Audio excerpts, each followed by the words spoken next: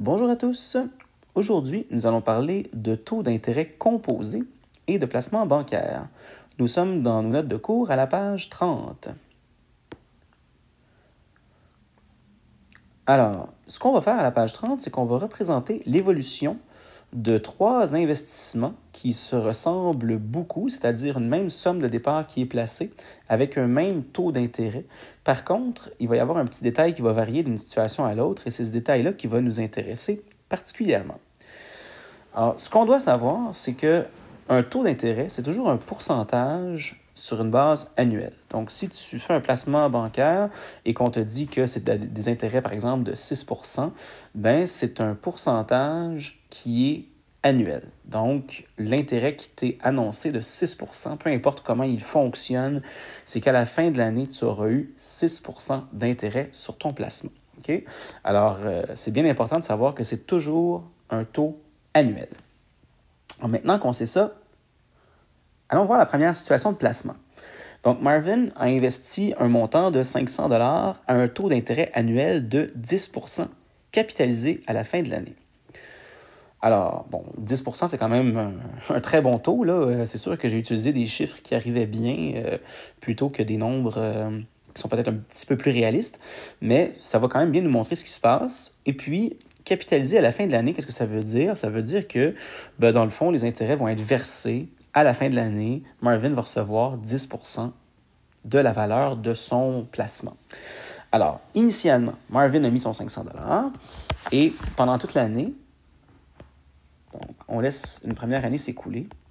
On assume qu'il ne fait pas d'opération dans son compte, parce que sinon, ça vient compliquer un peu l'affaire. Donc, on va vraiment garder ça simple.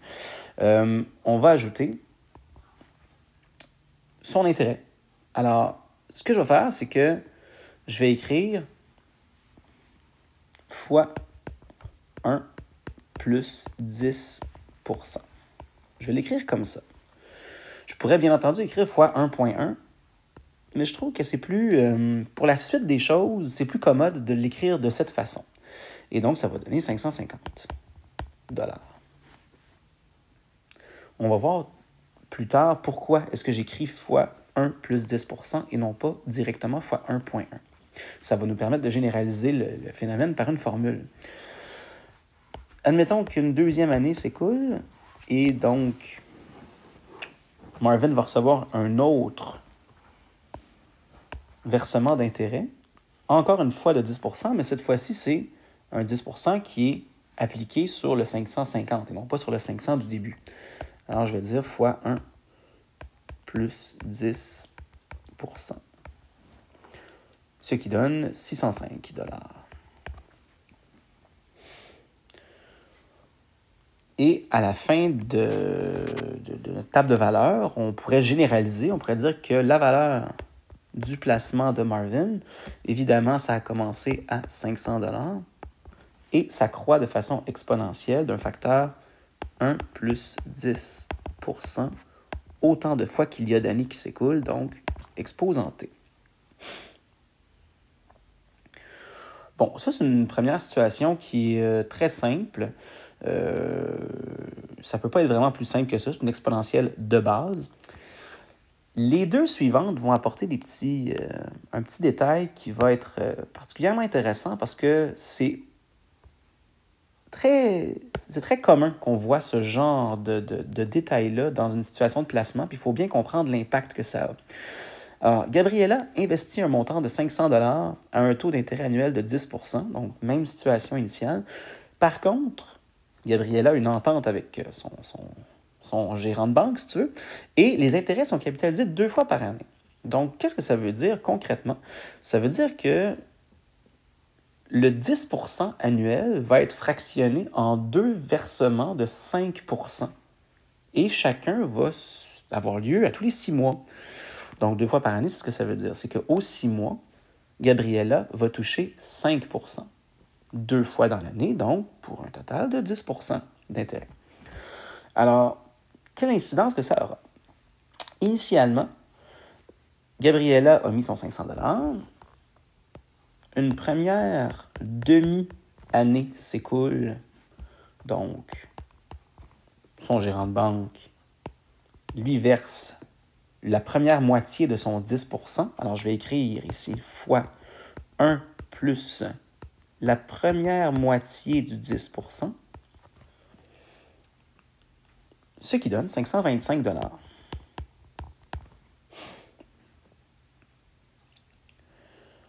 Et là, finalement, pendant les 6 derniers mois, donc on assume toujours qu'il n'y a pas d'opération autre qui se fait dans le compte, là. Alors, après son année complète, Gabriella va toucher son deuxième versement d'intérêt, qui est la deuxième moitié des 10% qui lui était promis. Donc, fois 1 plus la moitié de 10%. Et là, ça ne donne pas 550 comme dans le premier exemple, ça va donner un peu plus. 551,25. Alors, le fait d'avoir fractionné le 10% pendant l'année, ça fait en sorte que les intérêts qui s'ajoutent pour former le 10% final s'ajoutent sur des montants qui sont toujours un peu plus gros, c'est-à-dire comme progressivement gonflés par les fractions d'intérêt qui s'appliquent dessus.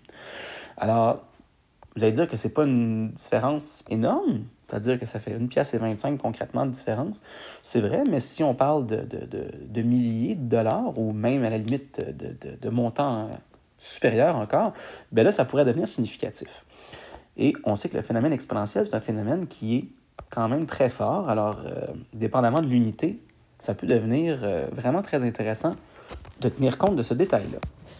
Alors, si on faisait une règle de ça, alors, la valeur du placement de Gabriella, ça commence à 500 $ et à tous les 6 mois, on lui donne la moitié de son 10%. Donc, de façon exponentielle, la base va être 1 plus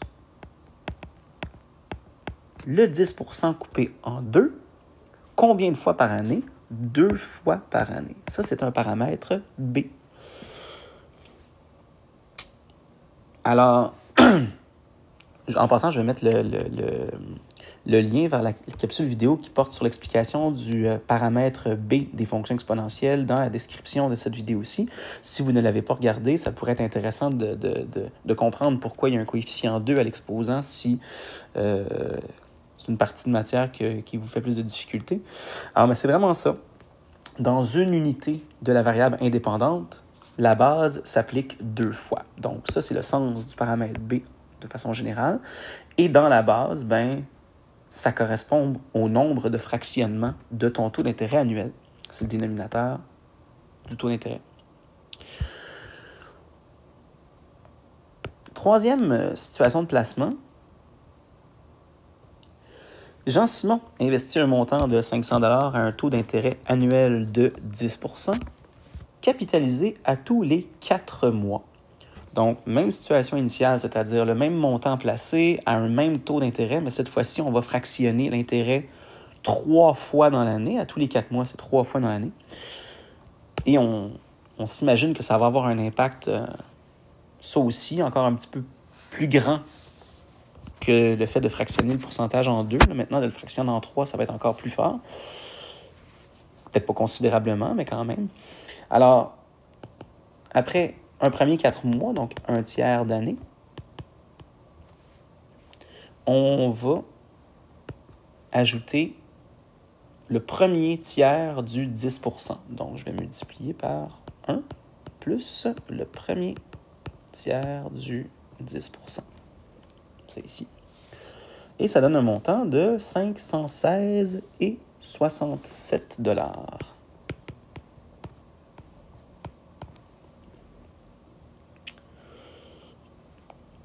Un autre 4 mois s'écoule, donc un deuxième tiers de l'année s'écoule.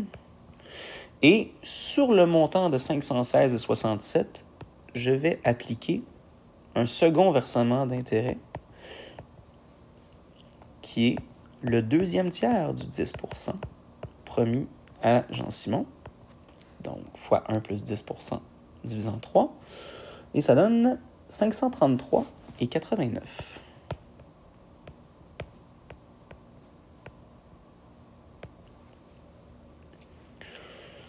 Et finalement, pour compléter l'année, on va donc être à 1 an écoulé. On va compléter le 10% annuel en donnant le 3e tiers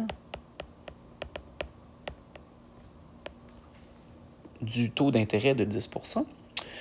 Et ça donne 551,69.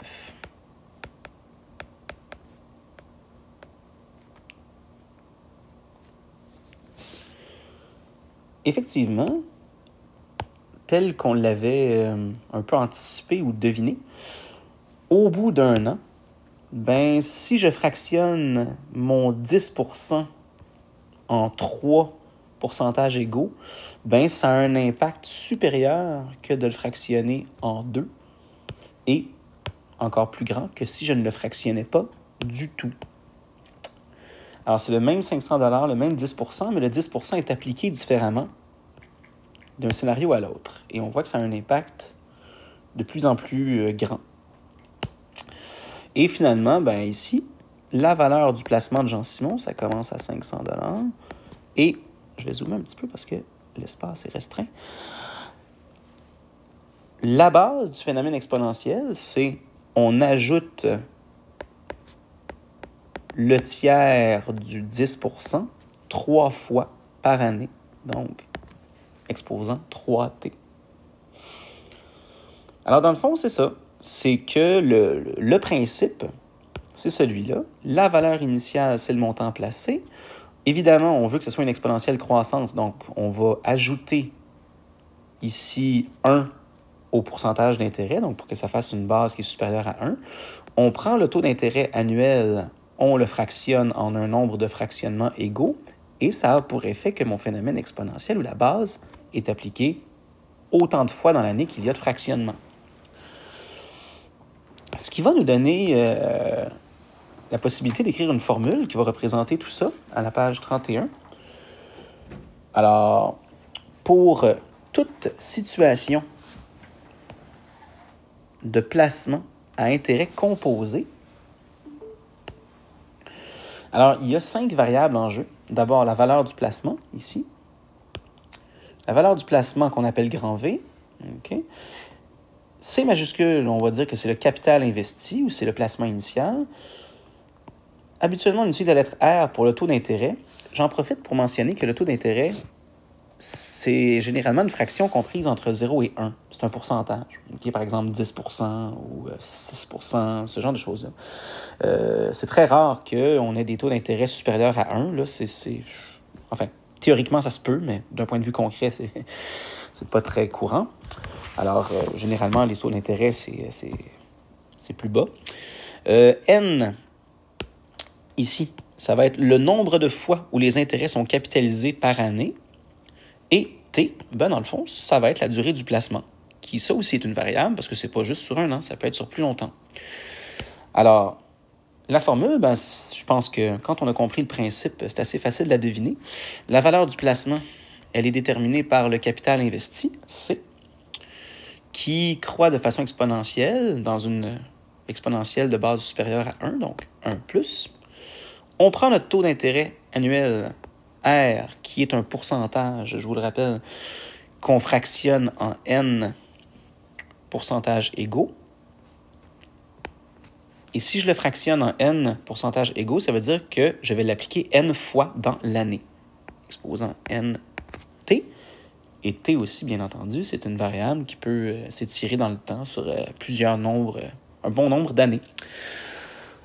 Alors, voilà, si vous avez des cours d'économie ou d'éducation financière, ben c'est la formule des taux d'intérêt telle qu'elle vous est présentée. Alors, j'espère que ça vous a aidé.